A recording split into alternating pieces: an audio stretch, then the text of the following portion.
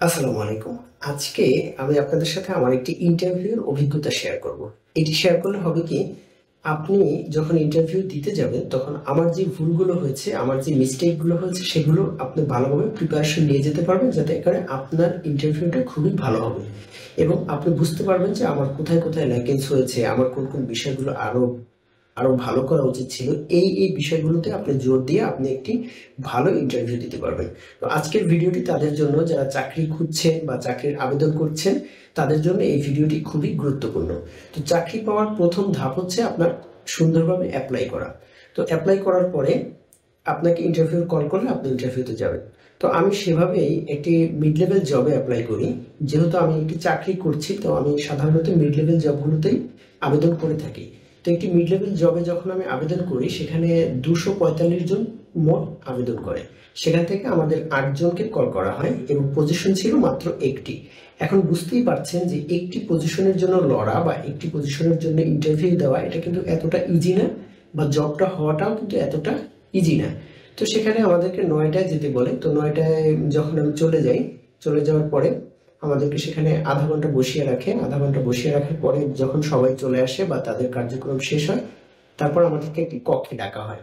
সেখানে আমাদের জন্য একটি রিটেন পরীক্ষার আয়োজন করা হয় এবং প্রশ্ন এবং পেপারস একসাথে দিয়ে দেওয়া হয়। একসাথে দেওয়ার পরে সেখানে একাডেমিক কিছু বিষয় ছিল, অর্থাৎ আপনার বেসিক নলেজ কেমন আছে ইংরেজি, ম্যাথস এগুলোর উপরে, সেই বিষয়ে কিছু প্রশ্ন ছিল।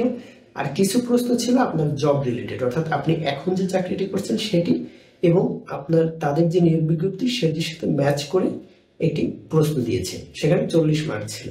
তো এই মোট প্রশ্নের আমি অ্যান্সার করেছি, মোটামুটি ভালোই অ্যান্সার করেছি। তো অ্যান্সার করার পরে আমাদের 1 ঘন্টা দিয়েছিল পরীক্ষাটির জন্য। তো 1 ঘন্টা রিটেন পরীক্ষা দেওয়ার পরে যখন এক্সাম শেষ হলো, এক্সাম শেষ হওয়ার পরে আমরা তখন ওয়েট করছিলাম কখন আমাদের ভাইবা নিবে। তো যখন ওয়েট করছিলাম তখন একে অপরের সাথে কথা বলছিলাম, কার কেমন হয়েছে, কে কোনটা পারেনি, কে কোনটা পেরেছে, যেটা হয় সাধারণত, আপনিও যেটা করতেন সেটা আমরাও করেছি। তো এই পর্বটা শেষ হওয়ার পরে কিছুক্ষণ পরে আমাদেরকে ডাকা শুরু করলো যে একে একে। তো বুঝতে পারছেন যে 8 জনের মধ্য থেকে কিন্তু একজন সিলেক্টেড হবে। দ্যাট মিনস আপনার পরীক্ষাটা কতটা ভালো হলে আপনার চাকরিটা হওয়ার সম্ভাবনা থাকবে। তো এভাবে 8 জনকে কল করার পরে পরে একজন যখন এক্সাম দিয়ে বের হচ্ছে ভাইভা দিয়ে, তখন কিন্তু আমরা সবাই তাকে ধরছি, ভাই কি জিজ্ঞাসা করছে বা কি কি বিষয়াদি, কোন কোন বিষয়ে প্রশ্ন করা হয়, এই বিষয়গুলো নিয়ে আমরা আলাপ করছিলাম। তো এভাবে করে আমার 4 নম্বরে কল আসে। তো কল আসার পরে আমি ভিতরে প্রবেশ করি অনুমতি নিয়ে, সালাম দিয়ে প্রবেশ করার পরে আমি অনুমতি ক্রমে বসি। বসার পরে প্রথমে আমাকে প্রশ্ন করা হয় যে ইন্ট্রোডিউস ইউরসেলফ, অর্থাৎ আমার নিজের সম্পর্কে জানতে চাওয়া হয়।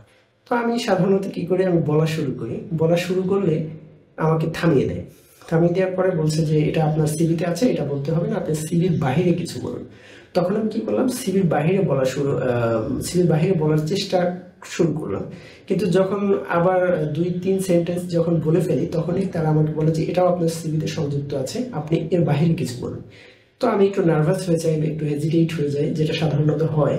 তো তারা বুঝতে পেরে আমাকে বললো যে ঠিক আছে, আপনার আর এই প্রশ্নের উত্তর দিতে হবে না, নেক্সটে চলে যায়।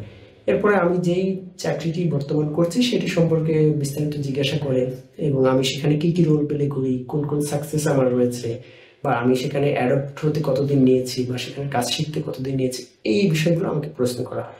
এবং আরেকটি প্রশ্ন করা হয় যে আমি সকালে ইন করে আউট পর্যন্ত আমি কি কি কাজ সেখানে করি। এবং বিশেষ করে তারা কমিউনিকেশনটা আমার কেমন সেটা বুঝতে চেষ্টা করেছে এবং কমিউনিকেশন স্কিল কেমন সেটা জানতে চেয়েছে। এরপরে সব বিষয়গুলো বলার পরে তারা কিছু আমার ব্যক্তিগত বিষয় সম্পর্কে কিছু প্রশ্ন করে, সেগুলো আমি অ্যান্সার করি। অ্যান্সার করার পরে কিছু এক্সেল বিষয়ে কিছু প্রশ্ন করে, যেহেতু অফিসিয়াল জব, এক্সেলটা খুবই জরুরি। তো এক্সেল বিষয়ে কিছু প্রশ্ন করে, সেই প্রশ্নগুলোর উত্তর আমি দিতে পারি, কারণ হচ্ছে যে আমার রানিং যে জব সেটির সাথে খুবই সামঞ্জস্যপূর্ণ ছিল। যে কাজগুলো আমি প্রতিনিয়ত করি সেই প্রশ্নগুলো সেখানে করা হয়। তো সেক্ষেত্রে আমার উত্তর দেওয়াটা অতটা ডিফিকাল্ট হয়নি, খুব ভালোভাবেই এক্সামটা দিয়েছি বা ভাইভাটা দিয়েছি। তবে আমার মনে হচ্ছে যে যতটুকু স্যাটিসফাই তাদের করা উচিত ছিল, অর্থাৎ যতটুকু তারা স্যাটিসফাই করতে পারলে তারা আমাকে এনশিওর করতো জবটা, ঠিক ততটুকু আসলে আমার দিক থেকে আমার মনে হয়নি যে ইন্টারভিউটা অতটা ভালো হয়েছে। তো শেষ সবকিছু হওয়ার পরে যে যে একাডেমিক প্রশ্ন বা ওয়ার্কিং যে প্রশ্নগুলো ছিল এগুলো সব করার পরে তারা আমাকে জিজ্ঞাসা করে যে আমি আসলে কি কি ফ্যাসিলিটিস এখন বর্তমান কোম্পানিতে এনজয় করছি। তো সেগুলো আমি বললাম যে আসলে আমি এটা এটা পাচ্ছি, এটা এটা পাচ্ছি। তো উনি আমাকে একটি অফার করলেন যে আপনি কত হলে আসতে চান। তো আমি বললাম যে আসলে স্যার আমি তো এটা পাচ্ছি, এর চেয়ে কিছু ইনক্রিজ হলে আমি আসবো। এভাবে করে প্রশ্ন করার পরে ওনারা আমাকে একটা অফার করে, আসলে আমি সেটি এখানে বলতে চাচ্ছি না। সে অফার করার পরে আমি আসলে বলি স্যার আসলে এটাতে আমার পোষাচ্ছে না, আমি আসলে এইটা হলে আমি আসতে পারছি না, দুঃখিত আমি। তো তারা বলে আপনি ভেবে দেখেন, এটার উপরে তো আমাদের বাজেট নেই, আপনি এটা হলে আসতে পারেন। তো এইভাবে করে আসলে আমার ইন্টারভিউটা শেষ হয়। আমি পরে তারা বলে ঠিক আছে আপনি আসতে পারেন। তো মূলত ভিডি জবস থেকে যখন ইন্টারভিউ দিতে যাবেন তখন কি হবে, আপনি প্রপার একটি প্রিপারেশন নিয়ে ইন্টারভিউটা দিতে যাবেন। না হলে কি হবে, আপনি ওই ৮ জনের মধ্যে যখন আপনার ১ নাম্বার হতে হবে, অর্থাৎ একজনের জব হবে, সেই একজনই কিন্তু আপনাকে হতে হবে। এরকম প্রিপারেশন যখন থাকবে তখনই কিন্তু আপনার চাকরিটি হবে, আদারওয়াইজ কিন্তু আপনার চাকরি হওয়ার পসিবিলিটি থাকবে না।